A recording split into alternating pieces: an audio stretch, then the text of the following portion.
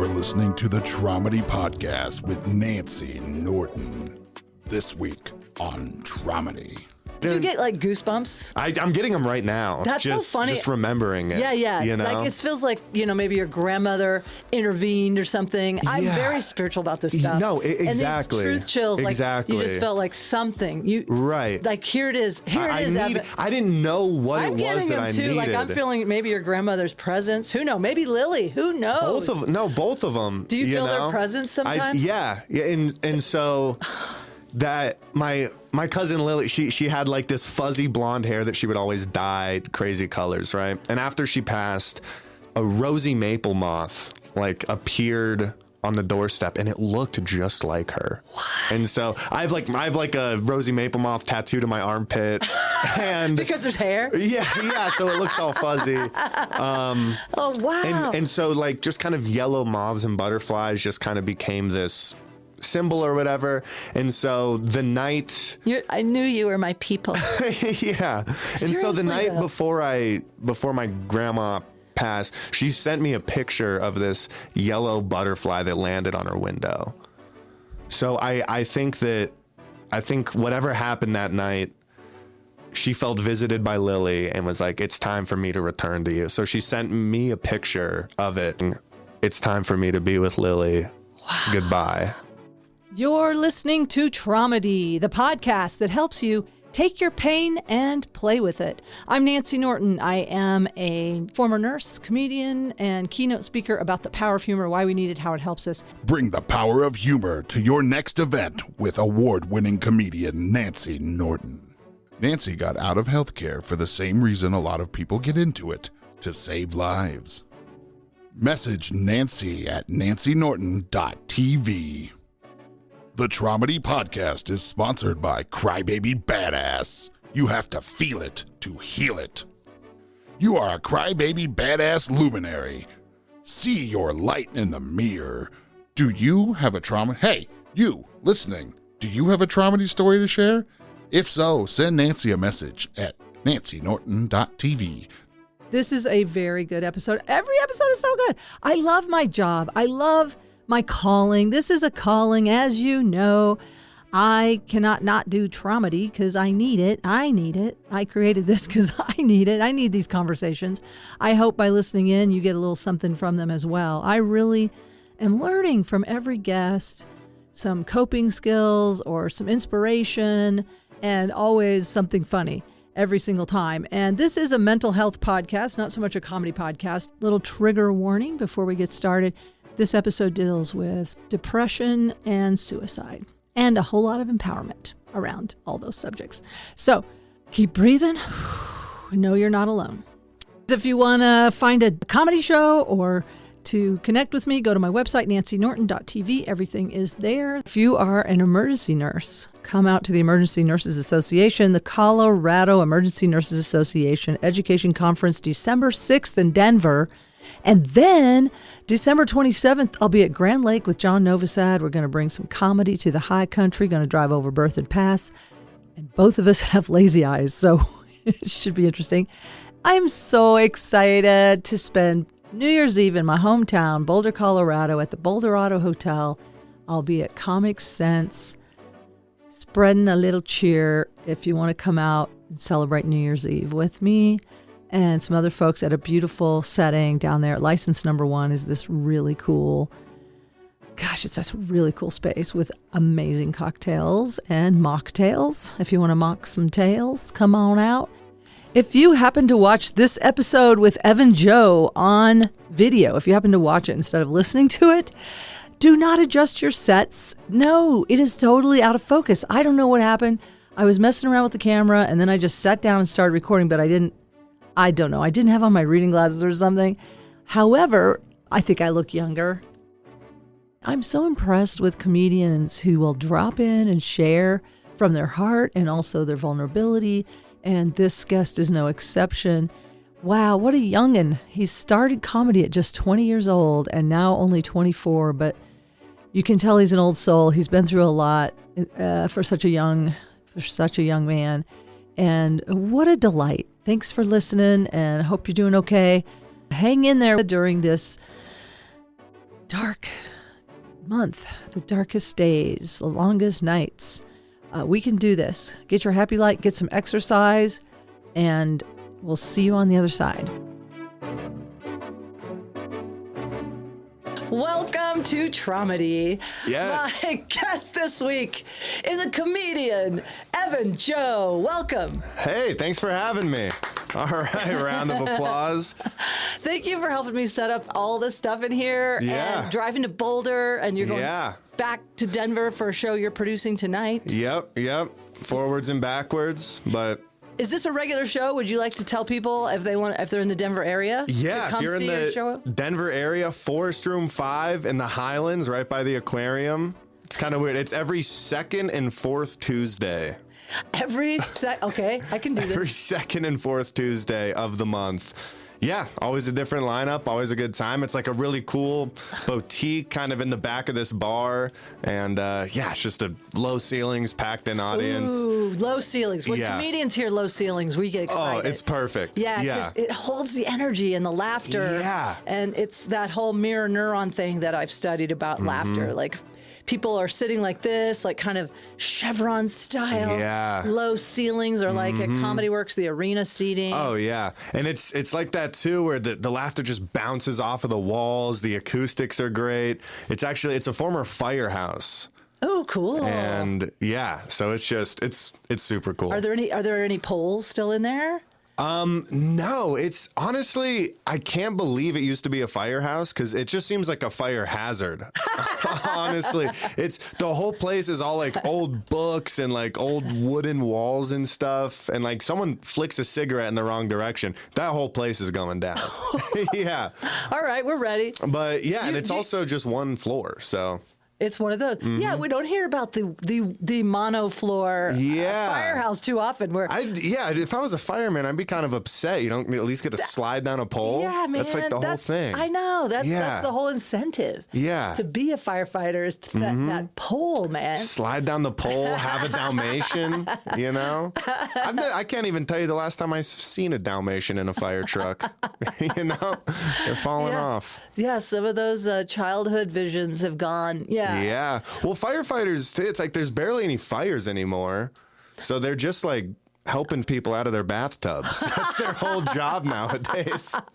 You know? Yeah. But you're right. There's a lot of lifts. Like, what are they called? There's like nursing home calls where you get people off the floor. Yeah. I know. My son is studying to be an EMT, and I was telling him there's going to be a lot of there's going to be a lot of lift calls. Everybody needs to be picked up. Well, you're so young. When did you start comedy? I started comedy in the summer of 2021.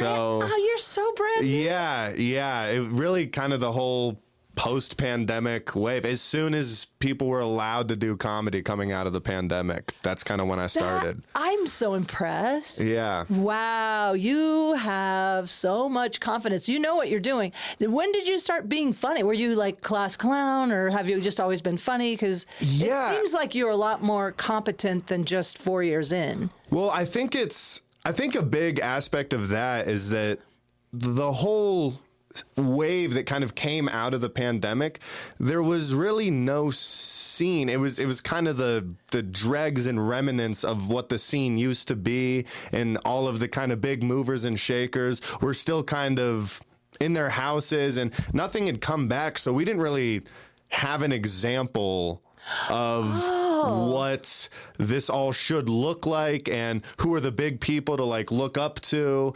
and there was just nothing happening. So we kind of all had to start our own shows, and we were, a year into it by the time the old heads came around and were like, no, this is how you do it. And we were like, well, it's kind of working the way we're doing it too. Yeah. So you got to invent your own thing. A little bit, yeah. And so we just kind of figured it out for ourselves, and I think it helped because there was so much stage time available early on because everyone was locked up in their houses for so long. They're like, I'm not going to start doing open mics. I'm going to start an open mic, know? Yeah. And there was just so many of us that started within 3 months of each other that just kind of became our own mini scene. I love that. I didn't know this. This makes sense to me now because, there is this thing like when you start in a scene is already established and then you feel like the underling. Yeah. And sometimes you have to move away to get out from that role of being exactly. the newbie. So that's cool that you had your own, like you built your own confidence, you built your own thing. It's like not comparing. One of the things I feel is so damaging is our comparison to each other. Yeah, so absolutely. That's cool. Yeah, we were just there was kind of this blissful ignorance to the way we were doing it. I love that. Can that be the name of this episode? Yeah, blissful ignorance. That's really like, being motivated not by what we're supposed to do, but just by what kind of feels right instinctually. So I think we were able to trust our instincts a lot more than maybe someone coming in now and just everyone kind of says, no, this is how you have to do it. You have to do open mics for 3 years before you can get paid and like this and that. So there was a lot we were doing wrong that we eventually had to kind of unlearn. Well, maybe. I mean, was it wrong? Or there might, whatever. I hear you. What, like, is there an example of something? I mean, even just like very basic fundamentals of like, move the mic stand. Just stuff like, I got you. Things people could have taught us. Yeah, that where you didn't have to learn that for yourself. Right. Like, that blocks the energy if the mic stand stays right. Yeah, that kind of thing. There are those little tips on some of the logistics. Yeah, exactly. Because like the people we were looking up to were the people that started a month before us. They were like, oh, that's the OG in the scene. Is him. That's wild. That's so interesting. Yeah. So we were just kind of flying by the seat of our pants or whatever that term is. And I think that is the term. Yeah. And then I saw you, let's see, when I've seen you most is at doing roasts.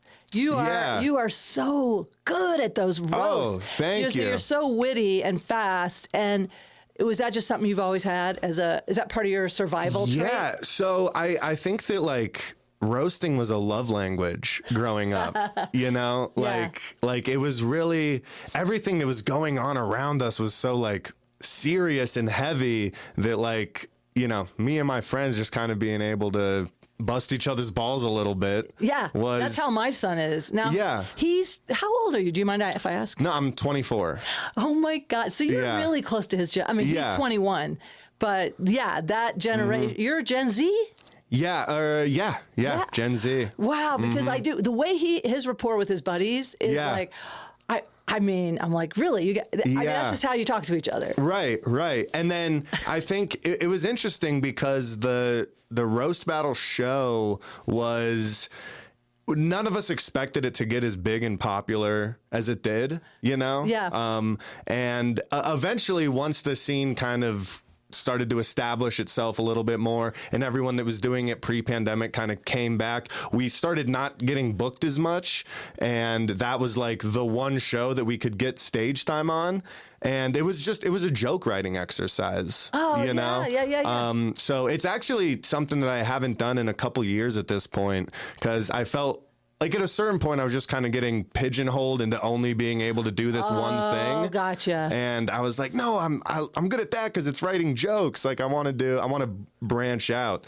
So I kind of stepped away from that for a while. Oh, you did? Okay. And, you still occasionally do it at Denver Comedy Underground? Yeah, I love judging. That's my what favorite you do. thing. That's what I saw you last doing. Yeah. Was judging. Because that's just being funny on the spot. Yeah. Yeah. And so that's my favorite. And you don't have to hold back. No, exactly. There's like that. It's so cool to have that freedom of like, this is the rule. The rule is you can be as snarky or rude or whatever. You don't have to. I mean, it's such a freedom, especially I think for a female too, especially a codependent one like me. Yeah. Oh my gosh. Every now and then when I do a roast, it is kind of fun. But then I do wake up the next day going, you're like, what did I say? Yeah. Oh no. I do sometimes feel like I got too personal about somebody. There's a little part of me that feels a little bad the next day. Yeah. Sometimes. But I think at least for me, once it's a great place to just put all your insecurities out there. And once you can laugh at your insecurities, you have power over them. Yeah. I mean, that is a preemptive thing. Like, what did, oh my gosh, my guest that was on, he was saying during the podcast that I Eminem'd him. Yeah. Okay. Well, that's huge. And like, I feel like a lot of my bits that I like the most now are situations that were like very embarrassing. And I'm like, I need to write the joke before someone else does. Yeah. You know, I need to. And that we did. Yeah. And then we kind of did that growing up, didn't we? Mm-hmm. It was Rick Bryan. I was interviewing him. Oh. I mean, he definitely is like, I'm talking about feeling bad about offloading my whatever, shame energy on myself. Yeah. He's like, oh, what? He probably deserved it, yeah. His attitude is a little different. I love it. Yeah. It frees me up. But he did. He goes, yeah, you Eminem me. Because I took my own insult kind of thing. Yeah. Exactly. And then, just having power over it, laughing at it. And now it's like, I feel way less insecure than I did when I started comedy. Wow, that's amazing. Because of that, So, hey, okay. So, gosh, that means you were just 20 or 21. Yeah, and the road getting there was pretty traumatic, just so like throughout the whole pandemic. So I'll say right when I was 17, I broke my spine at work. Oh, wow, you were working. And what kind of work were you doing? I was a dishwasher at the Melting Pot. Oh, and I had when I was 16, I moved in with my girlfriend and her family in Boulder, actually, and I moved to the Melting Pot in Louisville. And that restaurant is in an abandoned mine shaft, and so there's no central AC. Okay, right? And their thought process was, well, they're actually cooking the food at the tables. The kitchen is more of a prep kitchen, so don't put any AC in there. And I was in the dish pit with the hot water and everything. Steam. It would get 90 degrees there sometimes. And it was just one of those days where I hadn't eaten a lot. I just had a Monster Energy or whatever. And I was overheating and just getting nauseous. And I was like, I think I'm going to throw up. Can I take a break? And they were like, yeah, why don't you go run some bus tubs? I was like, that's not really a break, but okay. So I'm at the top of the stairs holding a bus tub, and I just I faint. Oh. And I fall down the stairs. I break my skull, my spine, my elbow. I pull a hamstring. I cut myself up with dishes everywhere. Oh, my God. And yeah, it was brutal. And because of that, I got workers' comp. But if you get workers' comp, you're unentitled to any government assistance for, I think, 5 years. What? Right? So then I lost my job because of COVID, and then I couldn't get unemployment. I couldn't get food stamps. I couldn't get anything. So I was just kind of living off of this settlement throughout the pandemic. Oh. Right? And I was living with my girlfriend at the time and her family, and literally just for over a year, we were just sitting in a basement, just depressed, growing resentful of each other. And you're in pain. Yeah. I mean, it still messes me up to this day. Oh, man. Did you have to have rods put in, or what did you do for your back? My bottom 3 vertebrae are detached pretty much at a 90-degree angle. And they said, so also when I fell, the Melting Pot wasn't they didn't call an ambulance or anything. They were wait until we can get the list of approved doctors you can go to under our insurance. They didn't give me that list for 3 days. Oh, no. So I'm just sitting there with a body full of broken bones, unable to go to the doctor. Once I finally go, they said the trauma in the area was so serious that if they tried to do anything, the risk of paralysis was way higher than any help any surgery would have actually given me. Right. So you just had to rest? So I couldn't walk for 2 months. Oh my God. Yeah. You were on bed rest? Yeah, I was on bed rest, but it was the week before Spider-Man PS4 came out. So I just had a bottle of painkillers and a brand new video game. And I just was Spider-Man for 2 months, You mastered. I bet you were at the top of the game. Yeah, well, because he's running up walls and everything, and I can barely move. And I'm all right, bizarre. Here we go. Yeah. And so throughout the pandemic, I started door dashing just to try to make some money. And it got to the point in 2021 where I was by June, something needs to happen. I was so depressed. I was not moving. I literally I would go days at a time without leaving like one room, you know? Yeah. And I was like, something needs to give. This can't be my life, right? And so I was like, 6 months, June, that's the deadline. Because the other thing about door dashing is over the course of 1 year, I made $12,000 door dashing. When it came time for tax season, I owed $4,000, which I didn't even consider, which obviously, but like I didn't even consider that. So I was like, the reason June was the deadline was because I was like, okay, that's half the year. So then I'll get a real job and that'll like pay for the taxes for that. And I was like, even if it's Walmart, I need to do something with my life. I don't know what it is. You need some structure. You needed something. Well, structure and just like purpose and just something. I didn't know what it was, but it had to be something.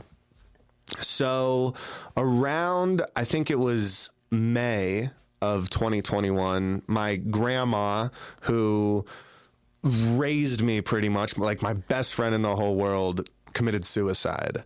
Oh. And then 2 days after that, my girlfriend breaks up with me. Oh my God.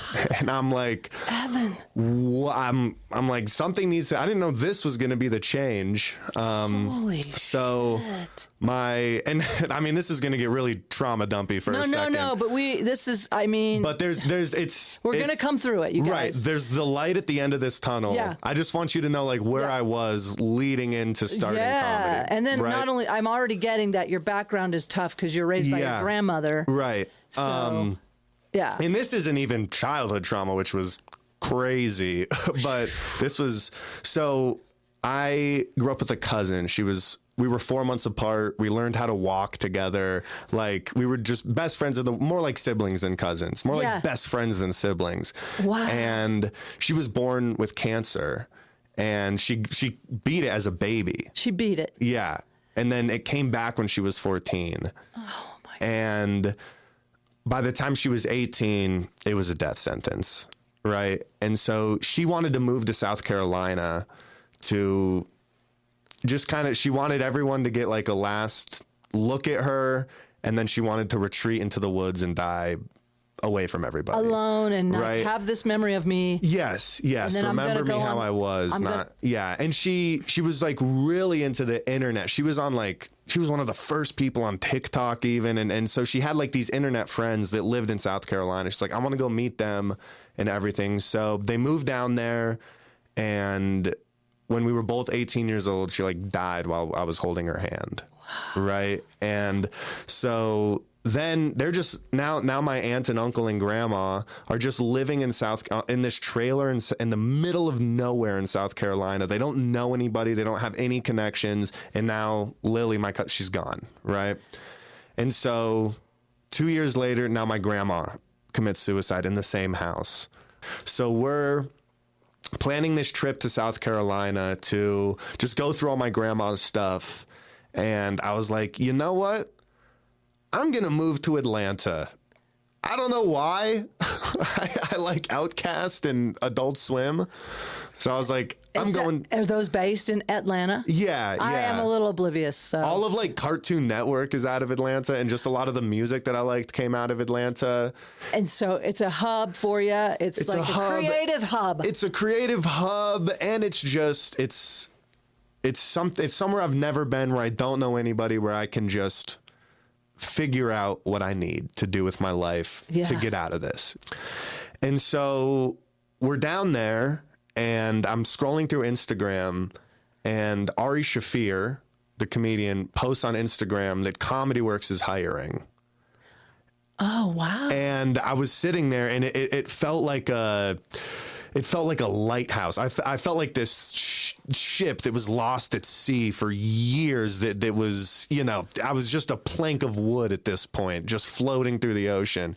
And I saw this lighthouse. I was like, that's it.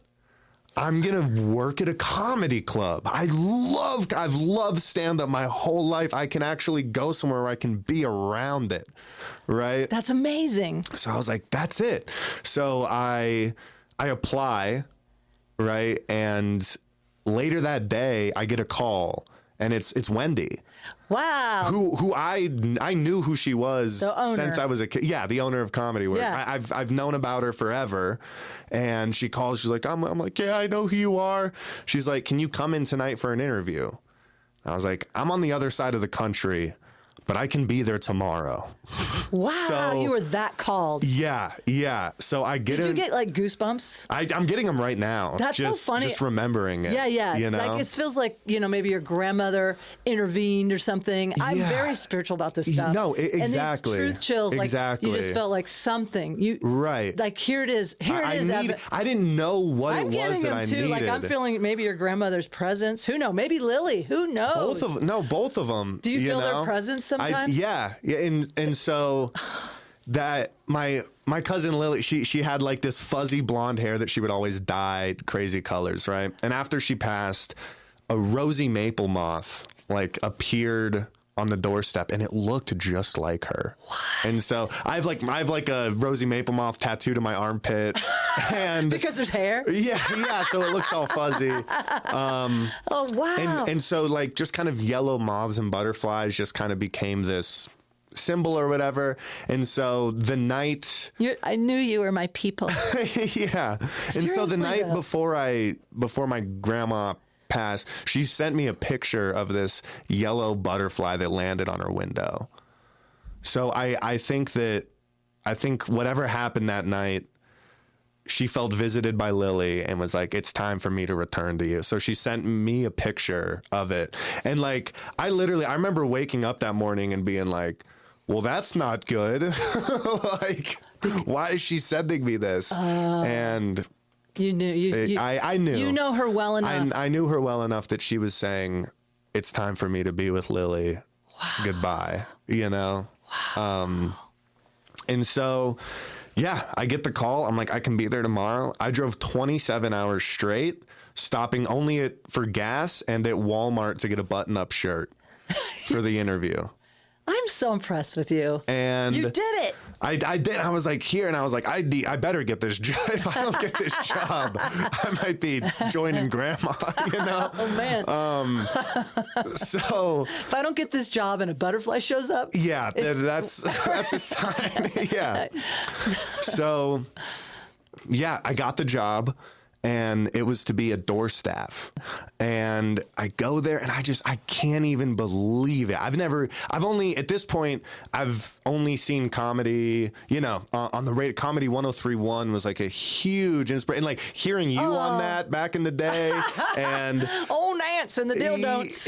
Exactly, yeah. And just so many of these people that I grew up admiring. And I didn't even know, because of Comedy 103.1, they would play like you right next to Chris Rock, right next to... Yeah, so you don't know, I'm just a local comic. I had no idea. I thought everybody was Chris Rock. We have a good scene here. One of the best in the world. I don't want to brag, but like we have some quality. Not everybody's famous, but we have quality comedians. Yeah. And we got to give a shout out to George, who ran 103.1, because that was such a staple. Okay.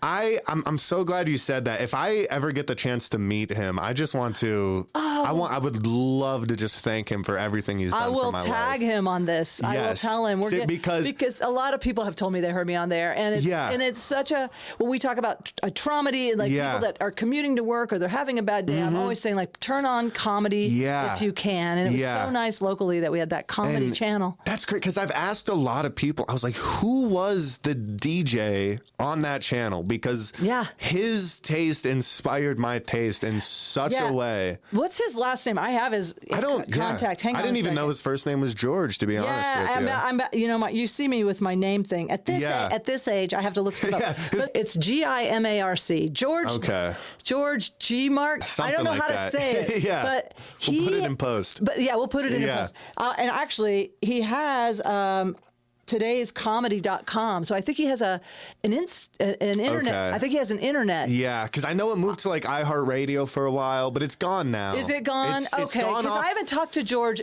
He usually goes to High Plains. But anyway, we'll give a shout out to George, and I'll try shout out George. I'll actually just text him. Thank you for everything you've done for my life, and seriously, one of the biggest inspirations in the world to me ever. Wow, that is so cool. Yeah, and just the way he would talk about comedy too. Oh, he's so passionate about it, and he knows all these stories over the years. Yeah, yeah. And obviously, I always saw it as an art form, but hearing him talk about it so deeply, I was like, no, this is something else. It's a culture. It is. It's so there you are. You're like, all of a sudden, you'd never been in a comedy club. I've never been in a comedy club, and I'm just looking at these walls. I'm like touching the walls, like George Lopez touched this wall, you know? Yeah, I mean, so many famous comics that come through Comedy Works. Yeah, that's been my home club since 1991. I mean, there is almost like a haunting, like museum feel in there. Yeah, there's some the ghosts. History is there is a little bit of ghost energy, especially downtown. Yeah. And then even the South Club that's, you know, now it's over 10 years old. It might be 15 years 2008, so 17 years. Wow. Yeah. Is it really? Yeah. So it's 17 years old. And I mean, Wendy did it up right with all the sparkle and all that. She made that beautiful. And that's notch. That's the South Club was where I first worked, because keep in mind, it's still 2021. Like the downtown club is still closed. It's been closed for 18 months. It's even at the South Club, it's like spaced out seating. They're not seating the mezzanine, and it's like, it's still weird. You know? Yeah, we're still having to do all that COVID stuff. Yeah. So, and I had just turned 20 years old, like when this is all happening. So I work one shift as a door staff. You grew up fast, dude. You grew up fast. Yeah. I mean, well, I was more or less on my own since I was like 14. Wow. And when you're telling me you're dedicated at working, like washing dishes at 16, living with your girlfriend, and at 14, you had to start taking care of yourself. And it was through close-up street magic. I learned magic, and I would just go on the street. Oh. And I just kind of stopped going to school, because I was like, well, what the point of school is to get a job. It's like, I'm making more money than my mom right now just doing card tricks on 16th Street Mall. No way. You know? Yeah. Did you grow up around here in Boulder then? So I grew up in like South Denver. But when I moved in with that girl, she lived in Gun Barrel. So you moved in when you were 14? 16. 16. That's when you started. I moved in with my aunt when I was 14, because that's when my cousin's cancer came back. And so I just kind of started just supporting them, because my aunt couldn't work. So me and my uncle were trying to, like, you know, bring money into the household and everything like that. Because your aunt was taking care of her. And so right. We were all taking care of each other. Oh, that's beautiful. That's a beautiful family. Yeah, it was. What happened to your mom and dad? Were they just out of the picture? I love my mom. So my mom is the best person in the world. My dad was an alcoholic. He was a drug addict. He was pretty abusive, and he left when I was 14. Oh. So that's why you had to. Same time. Yeah. And my mom, I didn't realize this till a lot later. She was the only one that was like 100% through and through there for me. And so she was the one I was taking it all out on. Yeah. You know? Yeah, you don't realize. No, and to me, my dad still hung the moon, and I didn't want to admit to myself that he was who he was, you know? Yeah. And I do think he was a very good person. I just think drugs kind of turned him evil. Man, you know? I mean, that addictive brain, it does force. Yeah. It has its own agenda. Yeah. And other people don't matter. And, you know, your word doesn't matter. All kinds of different things go by the wayside. Yeah. So, I'm glad you have that perspective. But also, like, as you know, I'm a single mom, and I mean, my son, I nag him a lot. Yeah. And so, I mean, I'm sure I annoy the heck out of him. Yeah. And then I get stressed, and I offload some of my tension onto him, and then I have to make amends. So right. And I'm sure it goes both ways too. And my mom and I, we're so much alike. We would just butt heads. Yeah. You know? And his dad was way worse than him. And he was like a touring musician from the time he was 14 years old. Your dad was? My dad was. Wow. Yeah, so you have performers.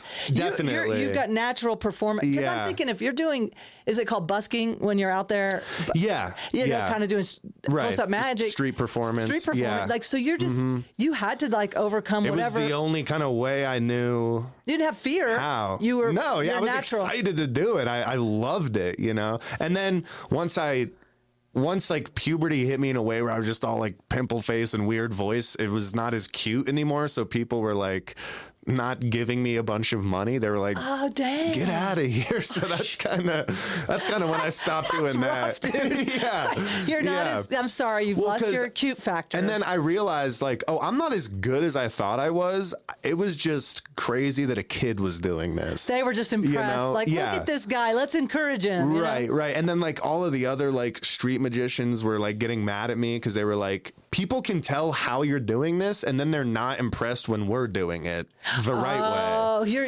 you're revealing the tricks. Right. And I was like, oh, I'm actually really not that good at this. You're not palming the card as well. Right. They could like see it poking through my fingers or whatever. The smoke and mirrors had been revealed. That's an interesting whole culture there. Yeah. The other street performers like, this kid, get this kid out of here. Yeah, he's on my block. Did people give you shit? Like, did they? Yeah, big time. No, like I pretty much got ran off of 16th Street Mall. It's very territorial, huh? Yeah, it is. You tell me who gave you shit. I'm gonna. Yeah. I'll be heckling them next time I'm down there. I'll get that. You know who was really cool and always supportive, and this is like a Denver deep cut, was Robo Mike. Robo Mike. He would always stand on 16th Street Mall, and he had this big robot costume, and he would If I ever see him, we got to shout out Robo Mike. He was on America's Got Talent. Wow. And he didn't wear the robot costume. He was like in a button up. I was like, what? Wear the costume. Dude, that's your thing. Yeah. Well, okay. Now, between your ADHD and mine, yes, I will take us on a couple of journeys. But I think it was important.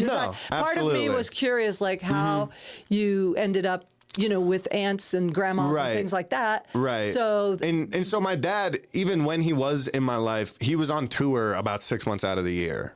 Wow. Right. He was in like Russia or Germany or Australia or whatever. And he's just not in your life anymore? Yeah, I haven't seen him in about 10 years. Yeah. Who knows? Maybe someday. Maybe.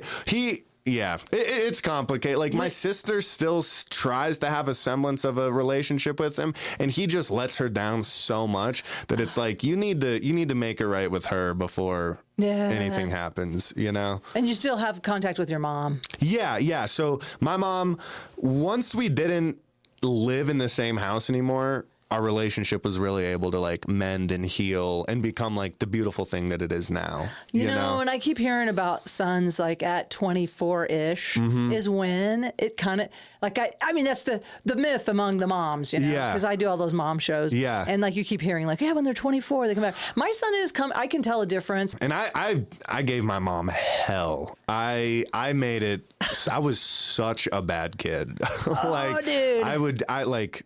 Not even in a funny way, just like in just a really bad, because I was subject to a lot of violence that I was not processing. Yeah. And so I just kind of it was coming out, projected all of that onto just by being destructive, and never to like people or animals or anything other than myself. But I was a mess, and I was having a really hard time. Yeah. And then I don't know, just like finding drugs at a young age and stuff too. I was giving her a hard time. Yeah. And so you give her credit. Yes. You give her credit. But she stayed there. She never turned her back on me. And we're giving shout outs to your mom too. Yeah. Shout out mom. But like the amount of time she had to like come see me in a mental hospital without like shoes on and stuff, like, because you really let yourself just go all the way until you found the edge, and then you went a little further. It sounds like. And then I think I calmed down a lot. I found LSD when I was 16, and it taught me a lot, and it calmed me down, and I was out of the house at that point too. And everything that was just like this violent aggression kind of just turned into a sedated depression, Yeah. They do say depression is anger turned inward. No, exactly. Yeah. Exactly. But with LSD, and I've never done LSD, I've done some other psychedelic therapies. Yeah. But did you just get a bigger perspective or something? Is that what? Yeah, I did. And just the world became a lot like warmer and beautiful. And it just like literally overnight, I was like, oh, I'm mad at my dad. That's what this is, you know? Yeah. And you It's just like, did not want to see that. I couldn't admit. And even at this point, he'd been gone for 2 years and I still...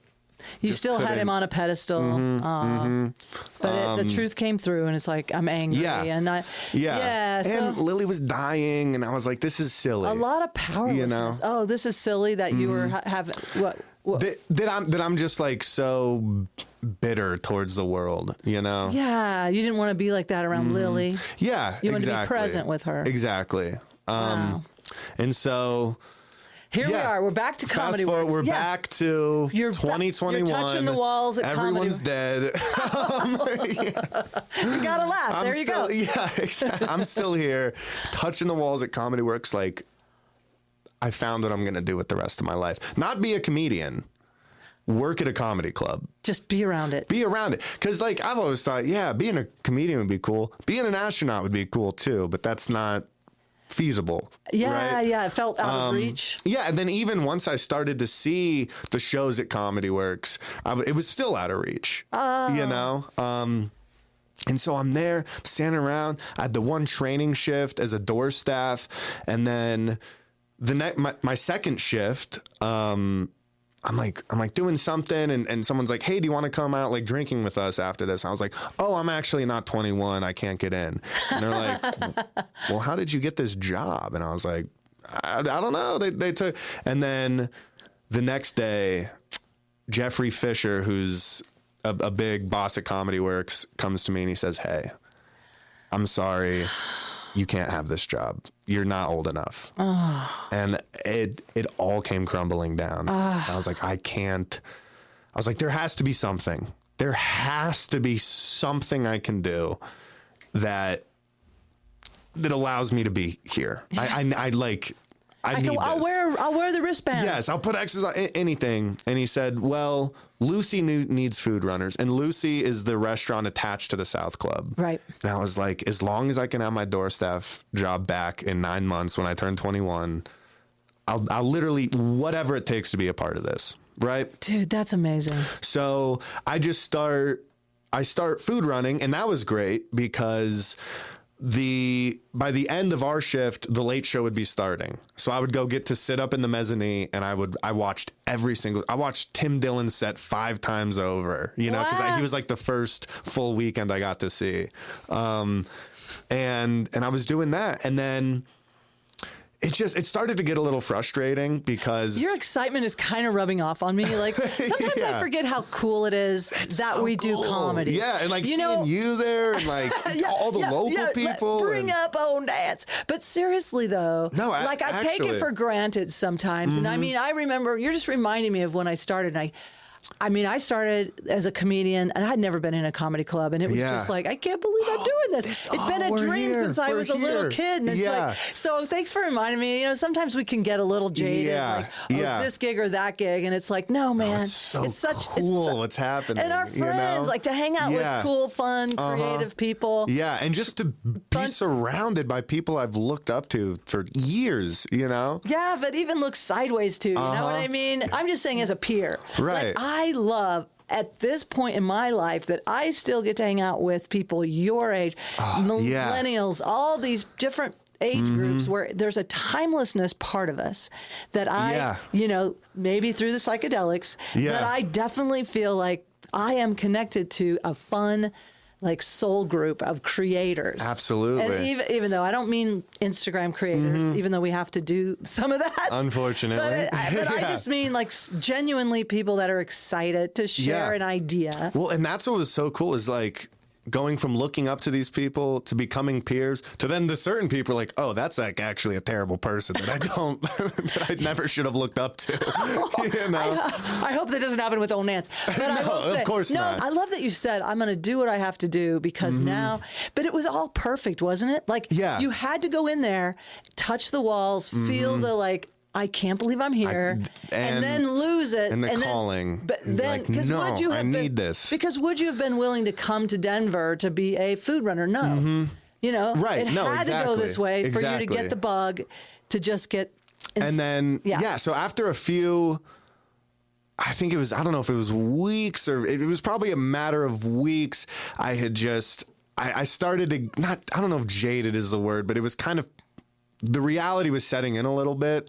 And I was like, man, I took a pay cut to do this. And so I was also living in my car at this point. Oh, let's keep that in mind. Yeah. So I was like sleeping in Home Depot parking lots because I was like, hey, I'm still at home. Right.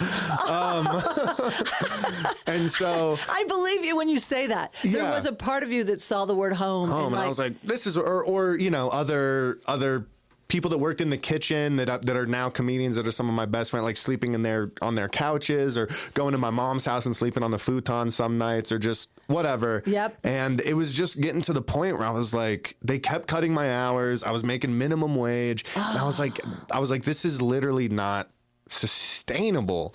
And there was someone else that the same thing happened to. They were 20 years old and they put him door staff, and then they moved him to Lucy and gave him a serving job.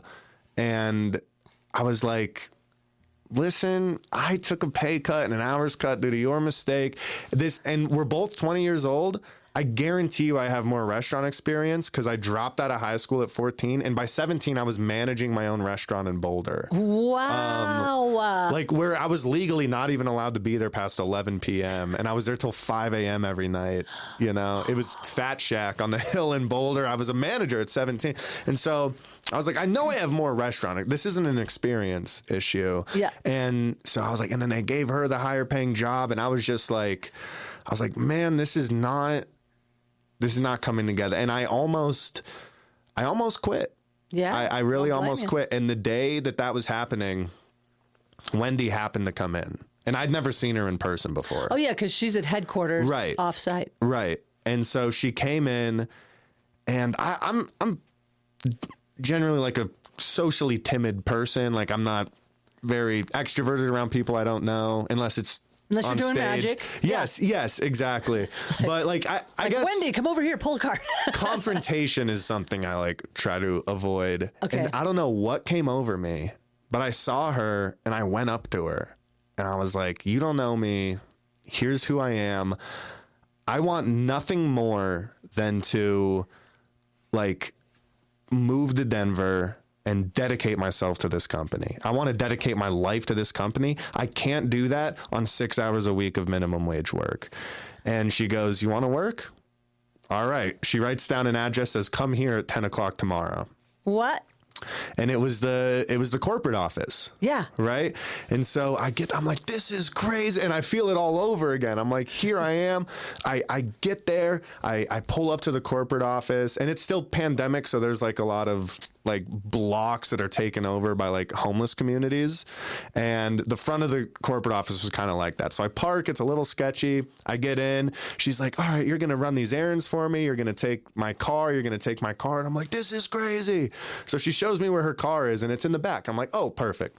So I'm like, you mind if I move my car back here? It just seems like so I move my car back there. I get in her car. I immediately crash her car into my own parked car. Oh, no. Just immediately. I'm like, oh, no. Like it was again. I was like, okay, I got it. I lost it. I got it. I was like, I drive away in her car. Like just free. I'm like, I don't know what to do. I can see my car in the rearview mirror. Oh, and it's messed up. Oh, shit. And so I pull over, I like look at her car, it's dented, the taillight's out, all of this. And I'm like, I just ruined my life. My life is over. So I call her, she couldn't be nicer about it. It's totally fine. And I kind of become her assistant, almost like her gopher kind of. And literally the downtown club had not been open for 18 months. There was all this like salt sediment on all the walls. And I had a wire toothbrush and I scrubbed every inch of that wall with a wire toothbrush. The P-traps were broken. It smelled like sewage. It was just covered in dust and debris. And we literally turned that place into a construction site. and kind of rebuilt the whole downtown club, built the bar tops out of epoxy, but put all the chairs there. I didn't know you guys did all that. Yeah. And like literally the wire toothbrush scraping all the salt off the walls for weeks and weeks and weeks. Salt on the walls. Yeah. Like just a buildup of minerals. Yeah, because it's such an old building. And someone explained it. They said it was like the salt that they put on the road when it snows is somehow seeping through. I'm like, I don't really know how But anyway, you cleaned that place. I didn't know that you did all that. Yeah, and literally brought it back. And I remember the first weekend they had a show there. It was like Mark Maron and Sam Talent. Wow. And I forgot that it was a real club, not a construction site. And it was wild. And I'd started to make these friends that worked at the club. And at one point, one of them was like, hey, we're gonna go watch an open mic tonight. You should come. And I was like, oh, that'd be awesome. Thank you. So I remember I was with Wendy and she actually drove me to my very first open mic. No way. Yeah. And I was like, you should come inside. Just make everybody sweat. She drove me to my first one and I was just there to watch. And I sat down and it was terrible in the best possible way. Okay. Because I had never put the two and two together that like people suck. I thought it was just all these great comedians that were just always great comedians that just, not that was my active thought process, but you that's just, I know, didn't think about it. People don't know how many years it takes. Right. Yeah. And so I go to this open mic and I'm like, I could suck. It wasn't like I think I can be good at comedy. It was like I can be just as bad as these people. Yeah, I can do at least that good or that bad. Right. Yeah. And I'd had a little notepad that I would scribble jokes on for forever. Not that I was ever going to do anything with it. It was just a creative outlet. Wow, that's amazing. And so I was like, I'm going to sign up for next week. I'm going to come back and I'm going to put 5 minutes together and I'm going to do this open mic. I love it. And for a while, I was under 21. It was the only way to get into bars, not even for drinking purposes, just because it was a warm place to be at night. Oh, right, because you're still living in your car. And everything closes at like 6 o'clock because it's still the pandemic. So it's like places that are open till midnight that I could go, hang out, and I fell in love with it. I did 2 open mics the first night, and since that day, the longest I've gone without doing comedy is 4 days. Wow. And it was for like a traveling situation. So this is amazing, everybody. Wow. Yeah. That is a path. That is like a calling. Yeah. And that's incredible. There were trials and I feel like everything synced into play. And I was like, this is what I'm going to do with my life. This is it. And then, like I said, and then you start digging through your past to come up with material. And now you're like healing from these traumatic childhood experiences because you're able to write comedy about it. And you're able to deal with your insecurities because you're in these roast battles and you're able to. Yeah, because people are going to, I love your bit. What is your bit about? Do I look like Weird Al? Oh, yeah. So that was one where just literally every day in my life, 4 people come up to me and say I look like Weird Al. And I'm like, well, now I just need to say that before they can. It's the end of 8 Mile, Yeah. It's the Eminem. Yeah, exactly. I know what I look like. I know. I do live in a trailer park. Yeah. Yeah. So you're saying, so it was like, I look like Weird Al. Yeah. And who did estrogen or something like that? Yeah. And I have a million of those because early on, that was that's like how I would start when I couldn't think of anything. I'm just like, all right, write 10 jokes about yourself and then go from there. And yeah. So the rest is history, The rest is history. And I've found like the deepest friendships I've ever known. I found like purpose. I've been able to, I still struggle with mental health, obviously. But it's not obvious to me, but I believe you. Thank you. No, yeah. it's not obvious to me. But I'm not just in like this just pit of despair with no hope, Yeah. There's always something to do about it now. Well, yeah. And you've got that outlet, you've got the friends. Yeah. And you've got purpose, like you just said. Yeah. And then Do you have specific goals, or is there a way people could help you towards your goals? Like, how do they see your, one of the biggest things for us, of course, is like, give us a follow on the Instagram and the TikTok, or do you have the same handle on both of those? Or it's just, it's Evan Joe TV, which I took from you. Oh, really? Yeah. Oh, fantastic. Yeah. Oh, I'm so glad. Because yours Nancy Norton TV. Yeah. So I was like, that's awesome. Yeah. That's great. I mean, I had to use that on my website because nancynorton.com is a jeweler, if anybody needs some jewelry. But then I was like, nancynorton.net, nancynorton.but, and then I found you could do nancynorton.tv, and I thought, I like the sound of that. There we go. And then I just started using it as my handle. Well, I am honored that you're doing Evan Joe, and it's EVANJO TV. JOE. Oh, it is E at the JOE. end. Yeah. Oh, I didn't know it had a JOE. JOE TV. Somehow I put you in with just a JO, and I thought That works too. no, that doesn't work. I don't know where I didn't hear the E, because Evan Joe sounds more like Bobby Joe, which you know, again, back to Weird Al on estrogen. Yeah. So it's funny. My grandma, she was born Barbara Joe Alameda, right? And my grandpa, he was Jimmy Joe.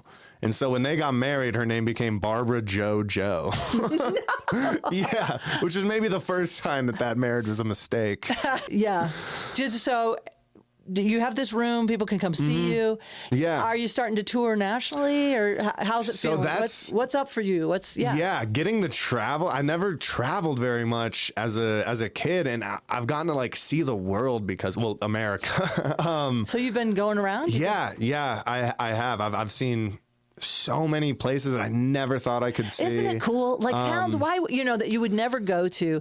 Yeah. I love that. I love that. Especially in my 30s is when I did most of my road touring. Yeah. And I loved a road. I love a road trip. It. Yeah. And are you still living in your car? No, I got a house. I live with comedians. And it's been awesome. And this is the first place I've lived since I was a little kid where I actually like put my stuff up on the walls, and I took everything out of a box, and I allowed it to be a home more than just a place where I was, you know?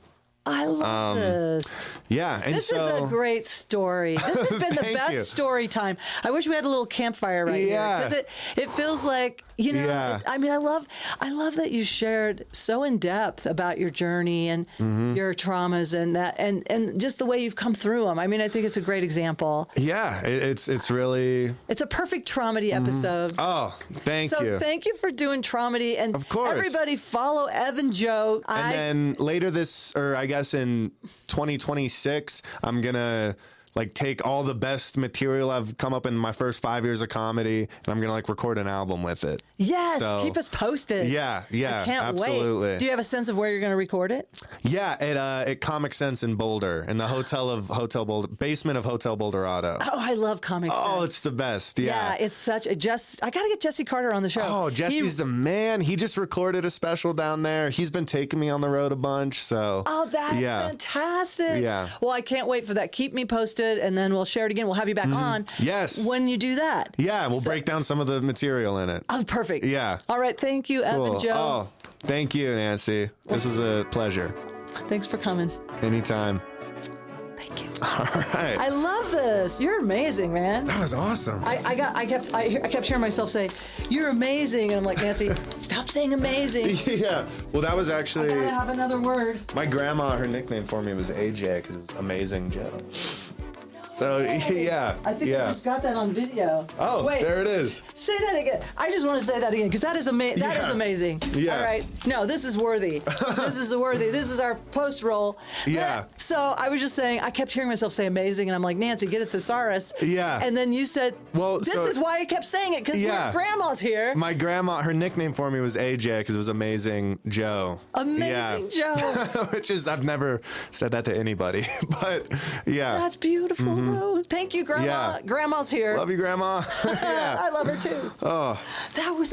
I think that's part of it. I'm not even kidding you, because I kept saying, why do I keep saying amazing? Yeah, that was her nickname for me. I'd like to thank my guest, Evan Joe. Find Evan Joe on Instagram and TikTok, Evan Joe TV. And watch for his special. We're going to be having him back to talk about his special coming up.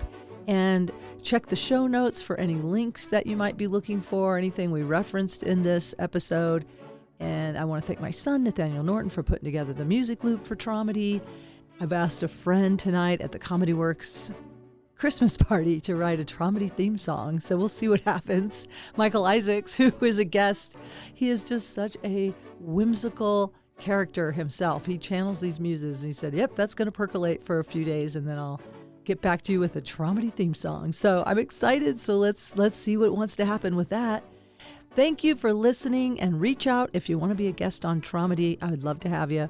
And again, seriously, thank you for being a part of the Traumedy community. Maybe that's going to be in the theme song. So, I don't know. All of a sudden I was hearing the Beverly Hillbillies. Have a heapin' helpin' of our community. Traumedy, that is. Dark episodes turn to light. And remember, no matter what, keep laughing.